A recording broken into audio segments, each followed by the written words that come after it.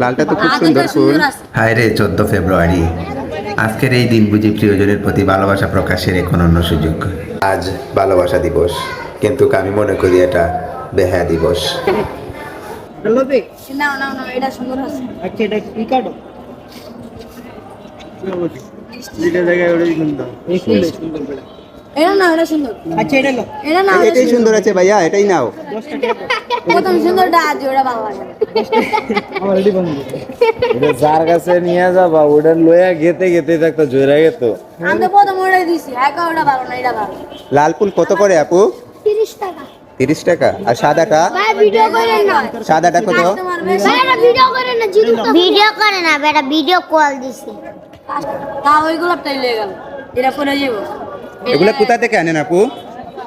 জানি হ্যাঁ, ফুলগুলা কোথা থেকে আনেন?